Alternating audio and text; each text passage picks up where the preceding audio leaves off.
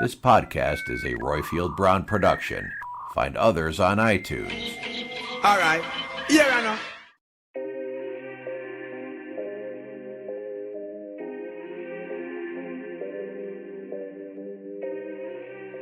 Hello, everybody. This is Brown People, the show where I just talk to people who I like, who just happen to look a little bit like me, and people who are a bit either British or American, or sometimes even maybe a little bit Jamaican. So today I'm speaking to Denise Hamilton, a renowned diversity and inclusion leader and founder of WatchHerWork, a remarkable individual with a somewhat of a unique background. She was born in Jamaica. Denise grew up in New York and later pursued her education at a Christian college in Texas, shaping her values, or at least helping to shape some of her values and perspectives. Coming from a single-parent household, as a middle child of two brothers, Denise developed a resilience and a sunny disposition and an independent spirit, fueling her passion for work. So we're going to talk to her about all these bits and bobs. And, can I just say, she's wasted on a podcast. She's easy on the eye, which belies the fact that she was a former model and she's got a good pair of lungs. She's an ex-singer as well. Denise Hamilton, welcome. How are you today? I am so good. I'm so glad to be here with you today. You're born in Jamaica, but that accent isn't very yard, is it? What are you? Do you feel more American than Jamaican? Are you Jamaican American? Are you a mixed match of the two? What is it? I'm Jamaican. I came here very young as a child, but grew up in Flatbush in Brooklyn, a predominantly Caribbean neighborhood.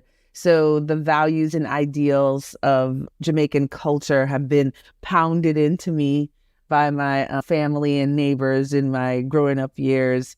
And I take them through the world as I navigate all the realities, all the things that come my way.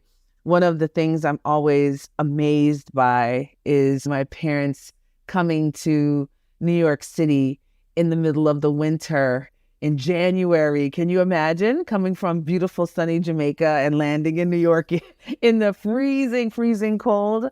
And I'm in awe of the temerity, of the courage, of just the grit that it takes to navigate an entirely new culture. Yes, we all speak the same language. We're so different up here between our ears. While I've been raised in the American context, I have an incredibly deep appreciation for immigrant culture and the kind of person that will get up and move. Talk about the people that want to get up and move. One thing which I wasn't necessarily aware of before I did my series, How Jamaica Conquered the World, was that there's a little bit of beef between African Americans and Jamaicans. Oh, yeah. When I got to the United States, I think I fought every day in grade school because the accent. I think there's just, I have a deep sympathy for African American culture, like the challenge, the constant diminishment of the African American experience and people in the borders of the United States. And when you come from a predominantly Black country like Jamaica, there's a whole set of baggage that you just don't have. And you walk into this American context, you walk into this American experience, and you have a story of America that fuels your belief in your opportunity to grow and excel and achieve, that unfortunately people born here have a contradicting story of what their experience actually is in America. And so that's going to create friction, right? We have different stories of what our lives look like. And it's been interesting to me to watch the reconciliation of those stories over time. And every generation now, I think it's really like Africans coming over and African Americans tend to have that tension now, where when I was young, it was Caribbean people that had that tension with African Americans. But I understand it. I hope I've done my part over the years to bridge it. We gave them Biggie. What else do you want? What else That can is we true. do? And Will.i.am, Yeah. and Colin Powell, Kamala Harris. So many people. Exactly. Malcolm Gladwell. Malcolm Gladwell's dad is Jamaican. Like, we have blended into the American experience in a way that has been contributory. We've added more than we've taken. There are so many Jamaican Americans or Jamaicans that I'm beginning to wonder, are there any actual African Americans left? So I understand the beef in that regard. But, okay, so here's a quick test for you. Mm-hmm. Michael Jackson or Gregory Isaacs? Wow, you have to think about it. Michael Jackson, but he's complicated. He's very complicated these days. Okay, all right. Okay. Let me say Prince or Gregory Isaacs. Oh, Prince. I think Prince was like, Prince is... Well, you've gone. He's a musical genius. He's just, it's different. It's not fair. I like them both, but all right. I saw Prince play live once, and he played 20 different instruments. And I just was like, this is the most incredible musician that has lived. So I'm sorry, I'm a diehard Prince fan. All right. Okay. So Prince is somewhat of a savant when it comes to music, right? Yes. So how about this? Sly and the Family Stone or Toots and the Maytals? Toots and the Maytals. That was a correct answer. All right. That was the easy one. You grew up in a single parent household. What happened to Dad? Dad, as so often happens when an immigrant family comes to the United States, the women are consumed with the care of the children and of succeeding and of making a home. And my father grew up, his mother died when he was 11, I believe, and grew up extremely poor. So coming to the United States and being exposed to all of the things of the United States, he kind of lost his way a bit, and they ended up divorcing, and we were raised by my mom. After they divorced, were you still in contact with your dad? Not very well. Occasionally, not in a way that is consistent, and I probably talk to him more now than I've ever talked to him throughout my entire life. Which is strange. Did you feel that gap when you were growing up? I think so. I think it's weird. It's not traditionally, I think people would say they've had the gap of a father. I probably had the gap of a cheerleader, in that my mother and father have very wildly different personalities. My mother is a traditional Jamaican mother, a little abrasive, a little do the chores, get the things done. She's very task oriented. And my father was the cheerleader. You can do it. You can be it. He thought I walked on water. He still does to this day. He was the first person to read my book, and he'll call me and quote my book and tell me everything that the book says. And we have these long conversations about all of the moving parts. And he's so enthusiastic. So I think I missed that personality in my formative years. But I think that we are resilient people that kind of figure out how to navigate the cards that are given to us. I probably don't look at the world in terms of what was absent as much as what are the ingredients you have. You have to make dinner, and these are the ingredients that are on the counter. Go. Not so much of, boy, I wish I had turmeric. Boy, I wish I had some. I don't think like that. I think of, what do I have? Go. So you said that you intellectually, you and your father are similar. In terms of your emotional disposition, which parent do you think gave you your kind of the glass is always half full disposition?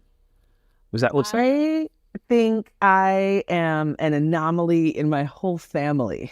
I think there's a cocktail that is Denise Hamilton that is a combination of so many different things, right? First, I would say the earliest, most profound is the immigrant experience.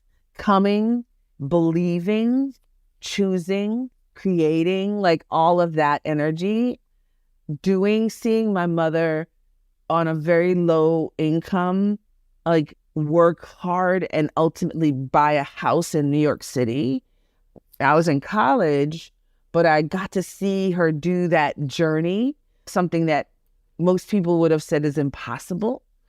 And then I went to the neighborhood bad schools up until junior high school, and then went to Stuyvesant High School, which is at the time was the number one high school in the country, public high school in the country.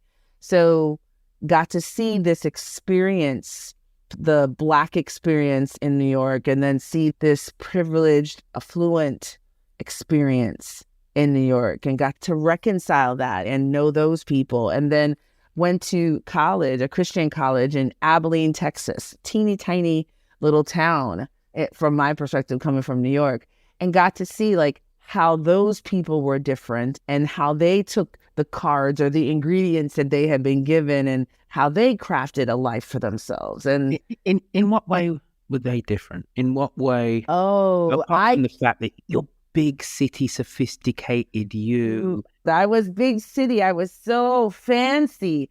And I would sit with these people, and they had been to Prague, and they had been to Rome, and they had been to Greece, and they had gone on safari. And I was like, I thought I was a cosmopolitan one. But because they lived in a city that had a very low cost of living, they traveled the world. And I largely lived in New York, and the world came to me.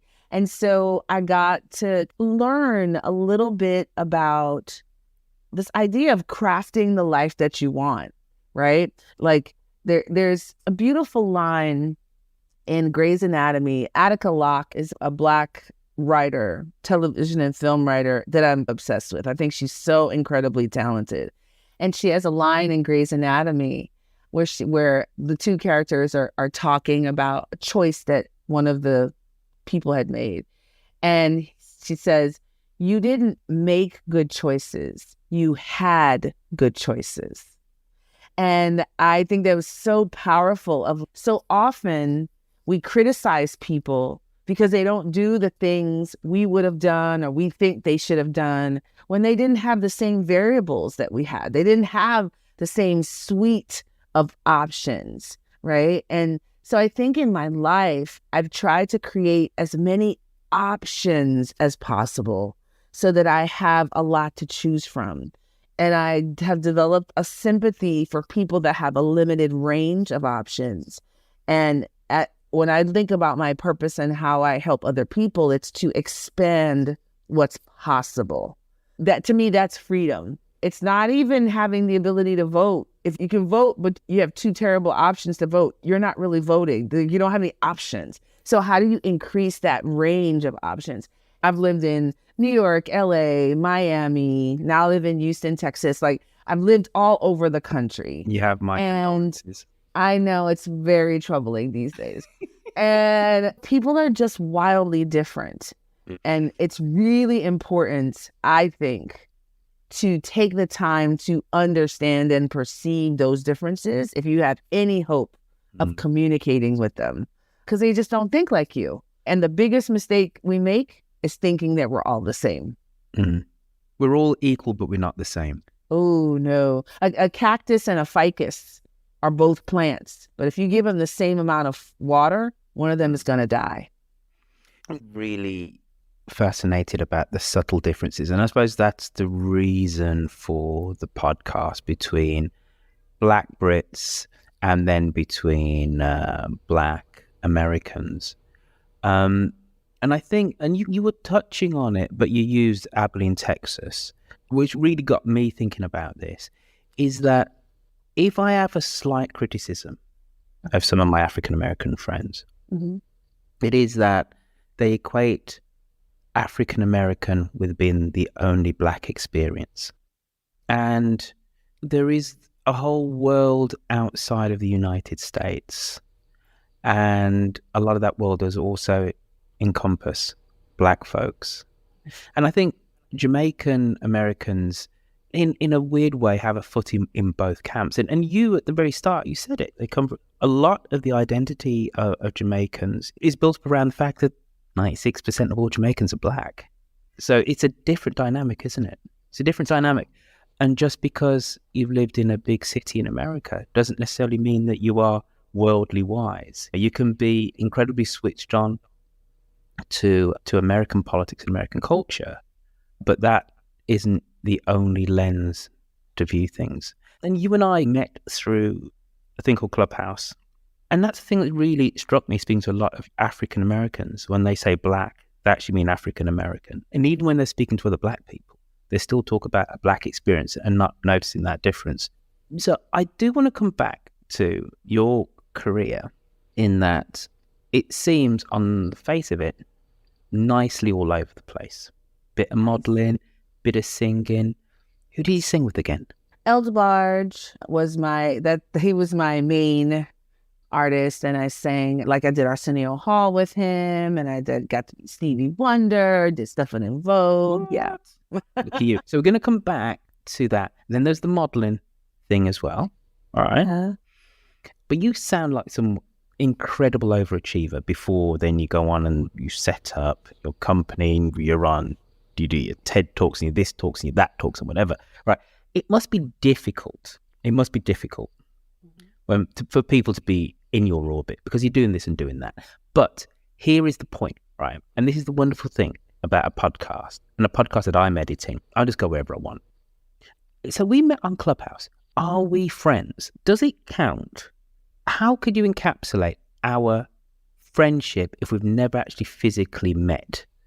Can you be friends with somebody online? I suppose is really what I'm asking. I think you absolutely can, especially in the Clubhouse context, because you spend so much time really talking, right? I've had some of the deepest conversations of my life on Clubhouse, right? Just because of the reduction of friction, the ease of conversation. It's what's happening right now, right? It's taking time. I think friendships take time, right? And so that's the main ingredient. And so don't you need let's just nip out and go and have a quick drink? No. Don't you need I need to cry on your shoulder and you need to turn up physically? No. For that person. No? I don't think so. Because I have turned up physically. I've met a lot of my friends that I've met online. I've met them in person. If I was coming to London and you were there, I would be like, Brooksfield, and we would hang out, right? The foundation is laid for the physical in-person content and contact. But I don't know that's the critical ingredient. I really think the critical ingredient is time. It's time spent actually talking to each other, understanding how does that other person think? What makes them laugh? Do they too, as I do, enjoy candy corn? Right? Like it's understanding all of these little details about them. And in a situation where you get to see them in so many different conversations, which translates to so many different situations, right? It's like they tell you don't get married until you've gone on a road trip with that person. Clubhouse has been like the ultimate road trip, like locked in the car, talking for hours and hours. It's very hard to hide who you actually are because it comes out, your impatience, your frustrations, your joys, your happiness, and I have one of my best friends of all time, passed away a few years ago, very young, but he was one of those football guys who watched football every single weekend and the world stopped because the game was on. And he would have 3 or 4 guys come over and watch the game with him. And I'm talking to him and I said, hey, how's Rick doing with his divorce? And he was like, Rick's getting divorced? No idea. They spent a ton of physical time together, but they knew nothing about what's going on in each other's lives. That's just men, though, isn't it? But I do love that, though.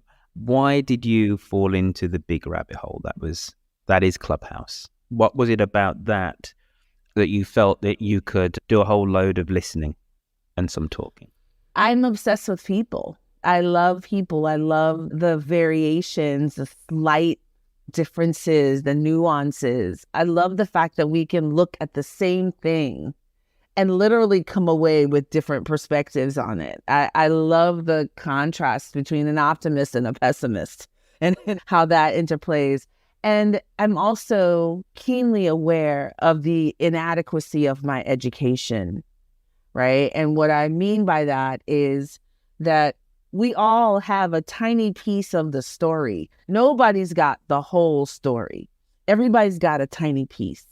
And I love the assemblage of all of our pieces to come up with a more intact version of the story, right? I love watching that process of, I thought it was pink. No, actually, it's really red. No, I really thought it was purple. Why do you think it was purple in 1933? Da, da, da. Like, I love those conversations because I love truth and I want to move closer and closer to the truth. That's why I'm on earth. How do we get closer to the truth?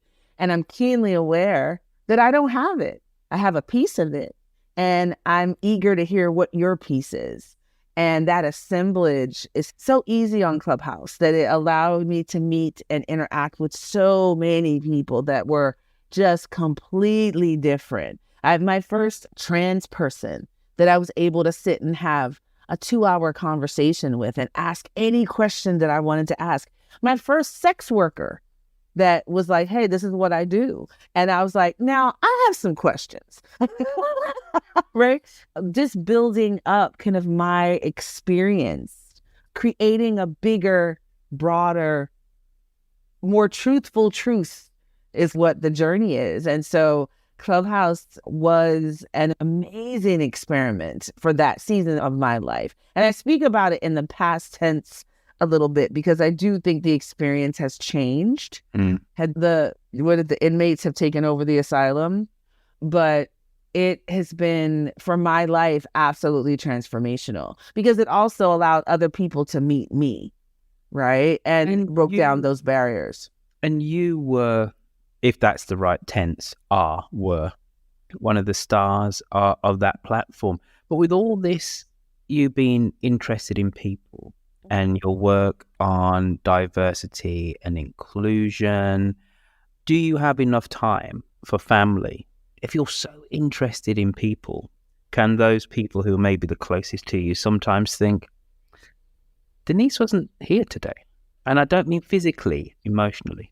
No, because like my daughter actually runs my business. So I see my daughter every day. You remember I said earlier that I'm all about increasing my options. I think you build the life you want to have. You build it, you choose, right? And so I never want that space with the people that I love the most. I cultivate the experiences for us to spend time together and travel together. We just actually got back from Greece and people are like, you're going on vacation with your daughter? I'm like, yep. My daughter's going, my husband's going, my daughter's roommate, her mother. Like, I believe in creating and cultivating those experiences where you connect and spend time together. I think for me, I don't take any of it for granted, ever. My daughter was catastrophically ill from age 11 to age 16, like wheelchair bound, as sick as a child can be. And that experience really has shown me, that how important optimism and perseverance are, but then B, how much of your life is up to you and how much isn't, right? And we talk a lot about what isn't up to you, but I really like to talk about what is up to you, like how you forge through, how you plan, what you think about, what you believe. And so I am the architect of my life. I do exactly what I want to do. Now, at the ripe old age of 52, that's a little bit easier than when you're 25. I say that anybody can do it, but I think anybody can work towards it. Of just, what do you want your everyday to look like? Who do you want to be a part of it? But Denise, didn't you say to me at the start of this that you came up that Grey's Anatomy quote and it was somebody they didn't make good decisions, they had good decisions. Good choices, yeah. Mm-hmm. You can't just have a sunny disposition and a can-do spirit and are just like, you know what, as the Buddhists would say, all life is suffering. And if you accept that, you're on the up.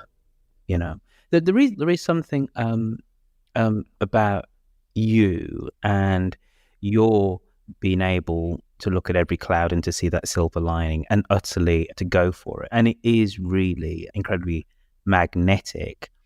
But you have to take us very quickly from finishing that Christian college where you discovered that just because you're from big city New York, you are not that sophisticated, shall we say, compared to others, through to singing with El DeBarge, through to, I don't know where the modeling comes in, through to real estate, through to then having this career. Now, can you do this? Can you do this in, I'm looking at the amount of time here. Now, we've been talking for 30 minutes. Okay.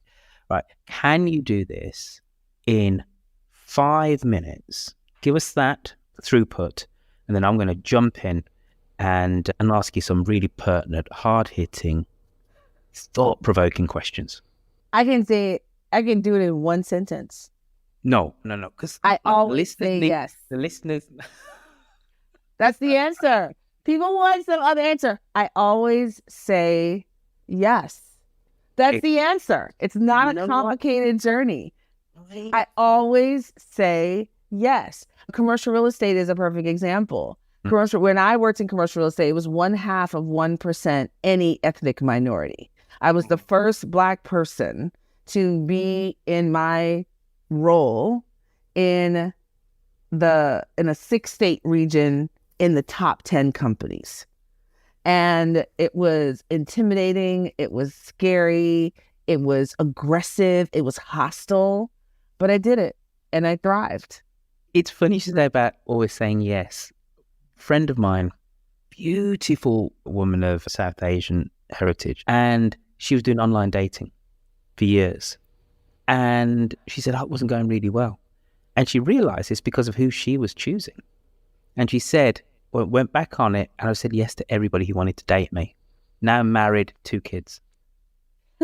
There's a whole lot you could say, but the truth of the matter is you have to put yourself in the path of opportunity. You gotta say yes. Do you think us as Black folks, sometimes, not even sometimes, because I know the answer to this, but we're having a conversation here, that we don't put ourselves in the way of opportunity because of actual systemic racism, discrimination. So maybe sometimes we don't look at as opportunities actually as opportunities. We take this generational trauma, which is obviously macro, and we take it sometimes into the micro. And 1,000%. But that's like asking me, are you scared to touch the stove after you touched it 5 times and it burned you?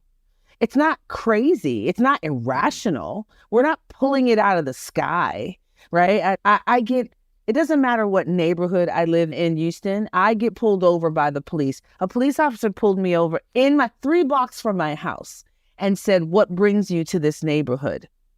Is there a neighborhood that I'm not allowed to drive in this city, in this country? If a Swedish person didn't speak a word of English, but was blonde hair, blue eye, rented a car at the airport and was driving in that neighborhood, they would belong more than I belong. They would not be asked what brings them to this neighborhood. I said, I live in this neighborhood. He looked at my driver's license and said, you live in this neighborhood. What's your address? He was testing me. This is your car. People aren't making this up, right? I get followed in the store. I get graded differently on my performance.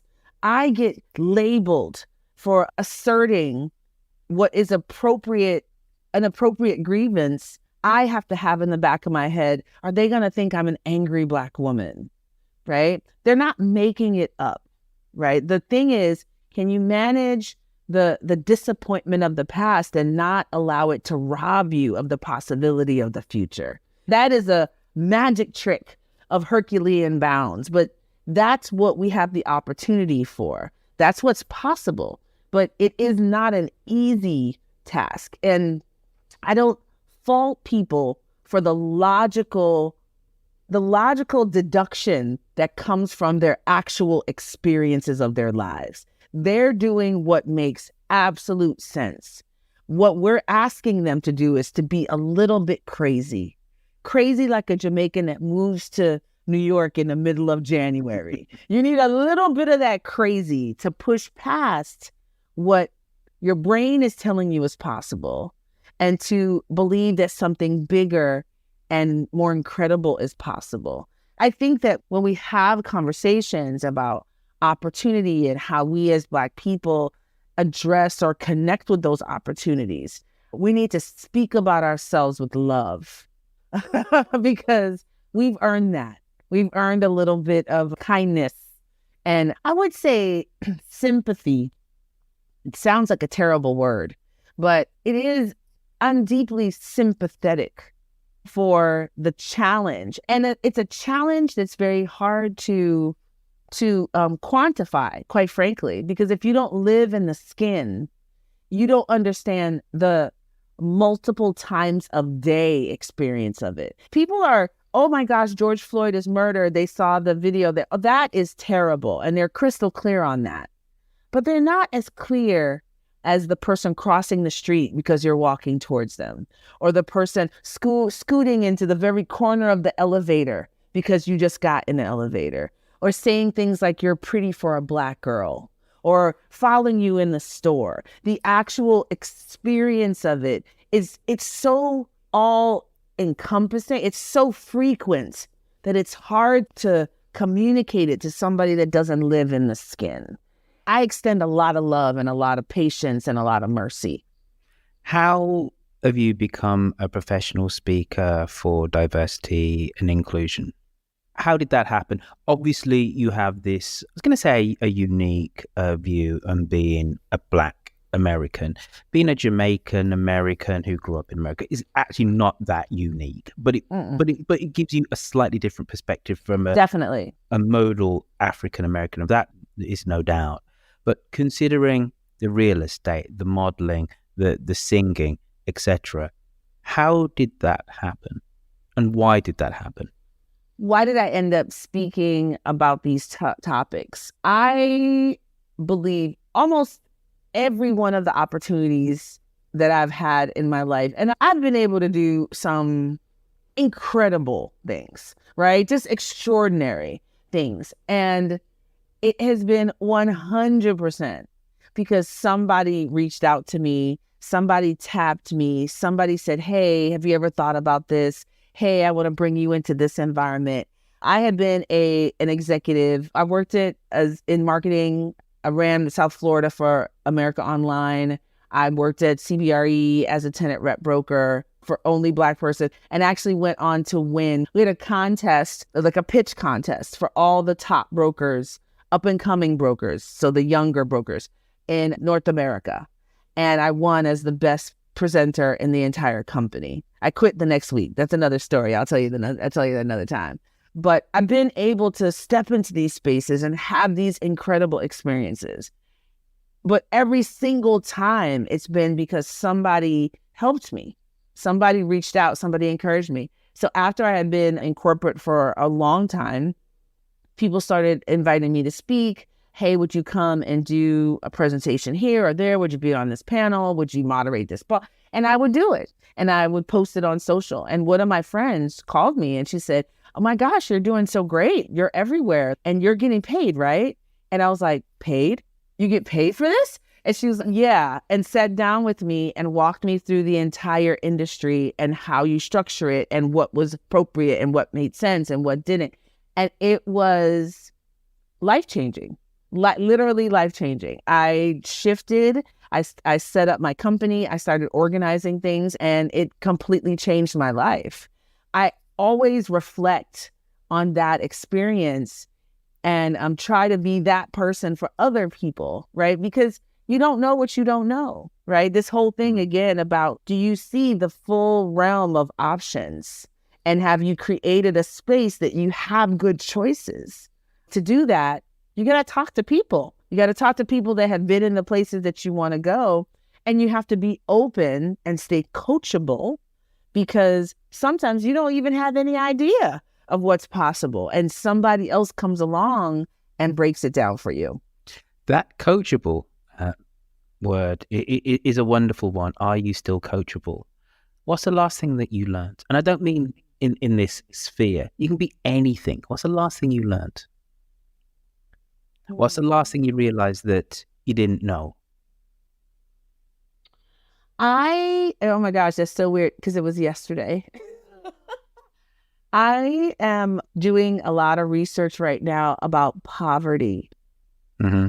And I see poverty very much from my lens, from growing up and overcoming poverty. That's the place that I look at it.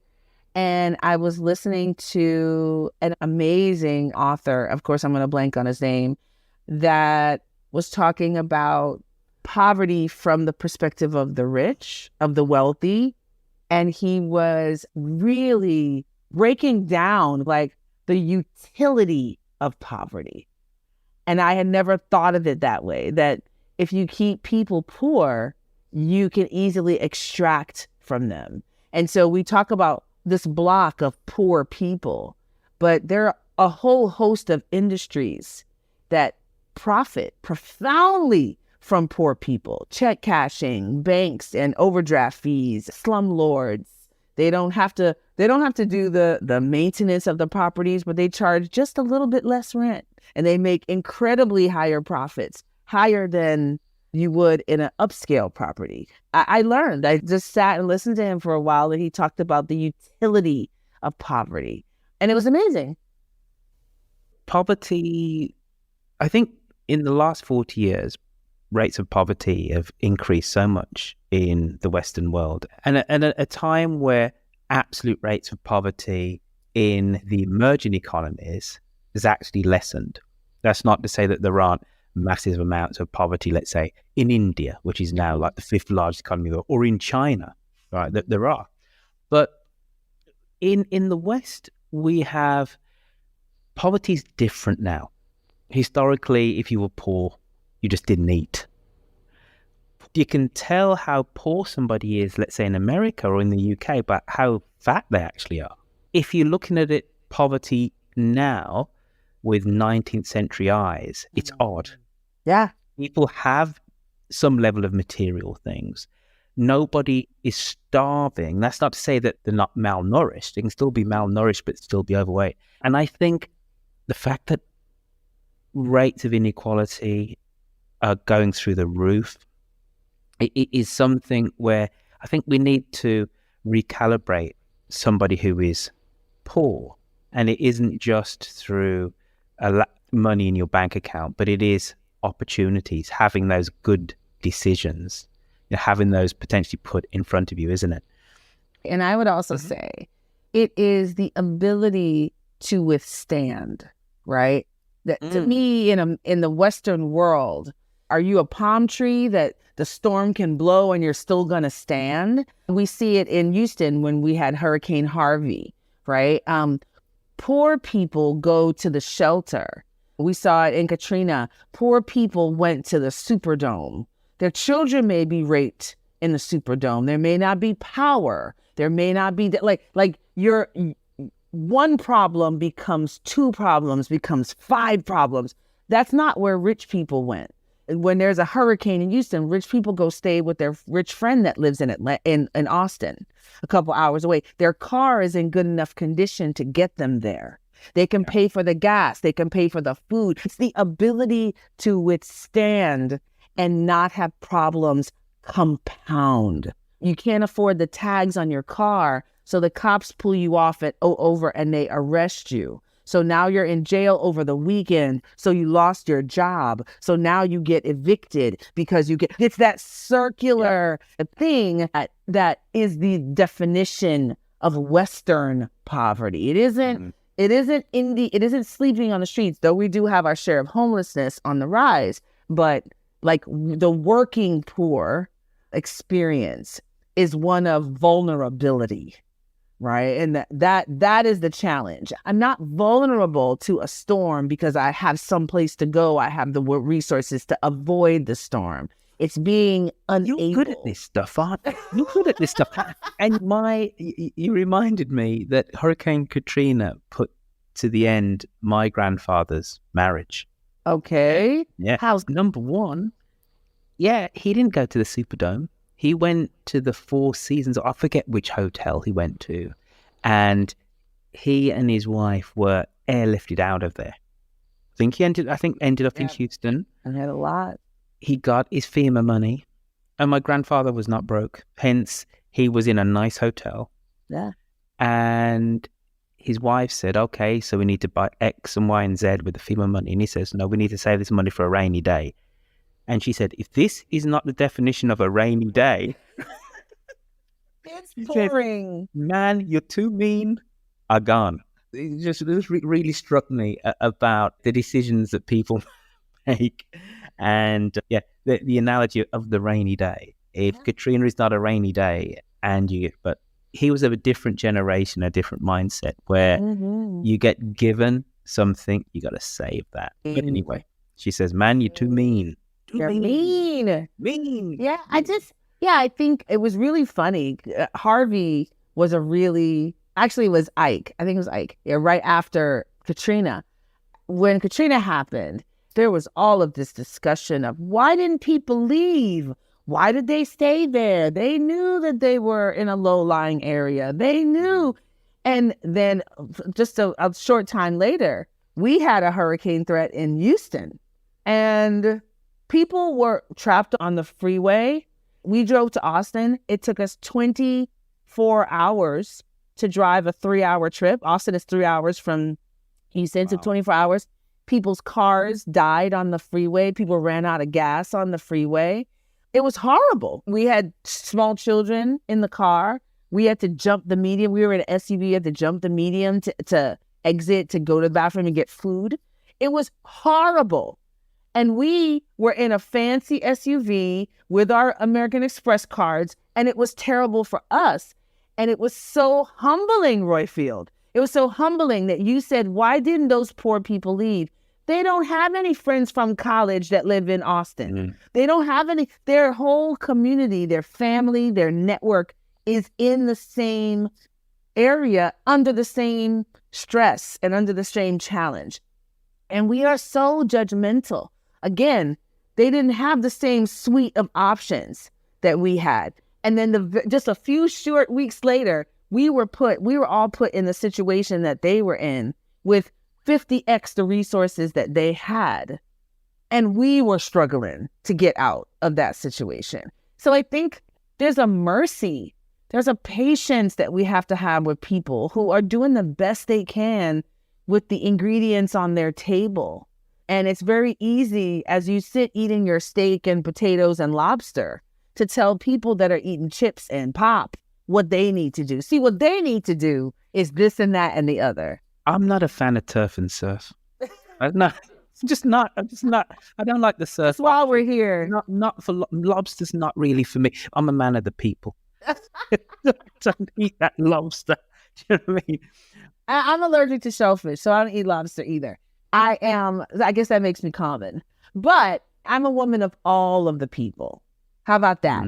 I used to think that having an affinity for the poor was super noble and super altruistic. And then I realized, no, you need to understand people.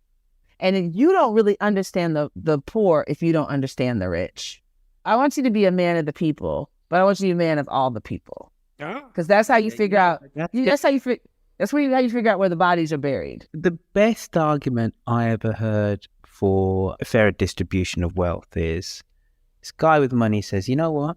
If everybody has a little bit of money, I'm safer. I said, I'm really selfish. I want to get from A to B in life and not to be robbed, not to be taken advantage of. And he says, I'm really selfish. That's why I'm a socialist. The best way for me to look after me and my own is to make sure that everybody has a little something and nobody's coming after me and my own. Desperation is catastrophic to a society. And unfortunately, in the United States, I hope we haven't jumped the shark. I hope there's time to reel it back. But you cannot undereducate half of your populace for decades and think that doesn't have a consequence. And so we've produced people to work in Walmart. Denise, we agree, right? But you have, the only megaphone that I have is my various little podcasts and whatever. And if I add up the amount of people that listen to them, there's a decent amount, right? But it's not a two-way conversation. You stand in front of these people. So even though my voice might go in a month to more people than you, it's not a two-way conversation. You have the ability. You stand in front of those CEOs, CFOs, all the great and the good and whatever. How do you know that you're making a change? Before you get back on that plane and fly back to Houston, right, and you've had a nice 2 days, because they put you in a nice hotel as well, in, let's say, Seattle, you're feeling good. You ring home to hubby and you're remunerated well because you're good. How do you know that instead of just feeling good, you're actually done good? So this is going to be a wildly dissatisfying answer. It's not my business. I divorced myself from the outcome of my work some time ago. The nature of my work is I'm telling people that they need to release the stories that animate them, stories they've been taught their whole lives, things they may believe to the core of their soul. I come along and say, yeah, a woman that's 4'9" can be the boss.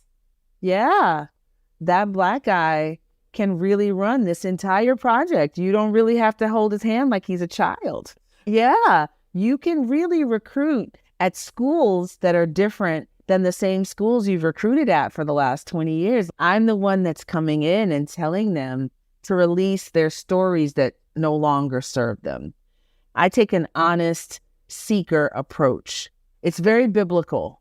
I throw the seed out. Some of the seed is going to fall on really fertile ground and people are going to pick up what I'm putting down and they're going to run with it. Some people, it is rock and they are going to be completely resistant. And some people are going to need a little time. They may reflect on something I said 3 months from now, 6 months from now, in the concert of some other occurrence. So it's my job to put out the seed, but it's not my job to determine if it grows or not. And that's how I stay sane. DEI has a very high level of burnout. And that is because people take it personally when somebody in your audience doesn't receive what you have to say. I don't truly care if you receive it or not, because I know someone in that audience will. And so I only take responsibility for putting out the best possible information, for it to be well supported, for it to be well articulated. That's my job. But whether or not you want to be inclusive, we want to continue to be out and out racist, that's not my business. That's yours. Was Rhythm of the Night held up some 40 years later? Is that still a banger? Eldebarge is one of the most talented writers, singers, arrangers, and it is really amazing. I listened to some music today and I'm like, is this music going to hold up the way that music did? Will we be singing songs about booty popping 30 years from now the way we sing Rhythm of the Night, or the way we sing Love Me in a Special Way? I don't know. We sing Rhythm of the Night? You sang Rhythm of the Night. Sing us a line from Rhythm. I absolutely will not. You don't pay me enough, Royfield Brown. We'll work for food. Well, I think it's a line. It's just a lovely way to end the podcast. Oh, come on. The better is, love me in a special way. What more can I say? Love me now. Wow. That's what we all need to do. I love that line. Love me in a special way. Don't love me like you love everybody else. Get to know me and love me in the way that I need to be loved. What if we did that to all the people? Just love them in a special way. Take the time to love them in the ways they need to be loved. I'll take that. Tell us about your book, then we're going to go. My book, it's a Clubhouse story, kind of, right? I met Adam Grant. I met Mika Brzezinski. I met Kat Cole. I met all these incredible people who helped me. And Adam specifically was really instrumental in me getting my book deal.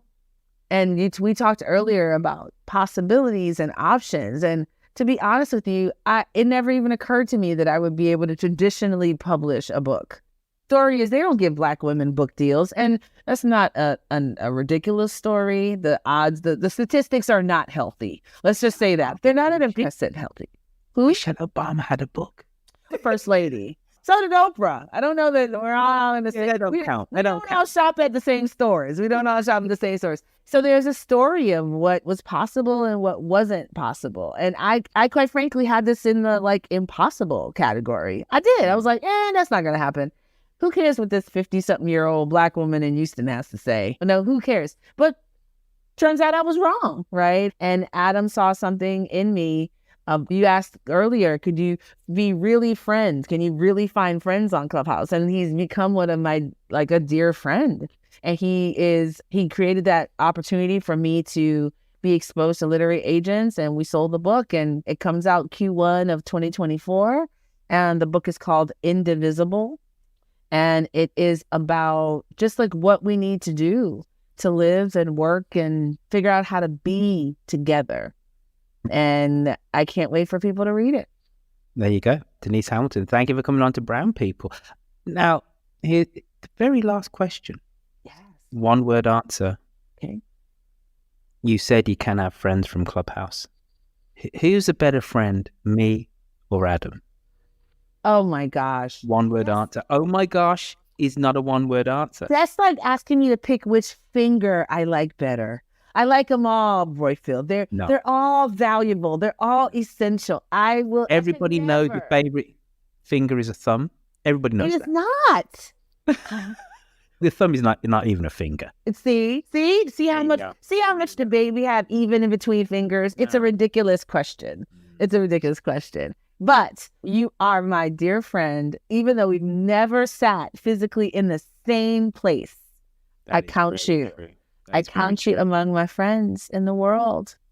You make me more worldly and cosmopolitan too, because you've been everywhere, all over the world. And I'm so glad to know you. Thank you so much for having me today. Thank you for coming on the show. You've been a total star. Tell everybody what the book's called again so they can actually get their Amazon pre-orders in. Yes, it's Indivisible, just like the Pledge of Allegiance. People might have missed it. Tell us about the company that you run, because I was having a look at the website and there's a whole load of content on there. There was a video there about looking after even elderly parents. I was like, okay, which is something which is now becoming a thing for me and whatever. So I'm going to make time and I'll watch that. So tell everybody about that website, then we can say goodbye. Okay. So my first company is WatchHerWork. And it's literally watch her work. It's videos that give professional advice for women from other women. I interviewed hundreds of women and captured their best advice and organized it so that you have the information. I don't think you shouldn't have to have powerful friends to have powerful information. So I wanted to take the wisdom of my friends and create a repository of that information. And we're launching a new company called All Hands, that is a training company around workplace issues, workforce development, succession planning, leadership development, all of that great stuff called All Hands. So I'm out here in these streets, Royfield. I'm just trying to make $1 out of 15 cents. I'm trying to make good on. You're in these streets. You're in the French Quarter in a nice hotel in New Orleans. I'm in the Virgin Hotel, so I'm feeling a little bit closer to the British experience than I normally feel. But yeah, I'm just trying to make these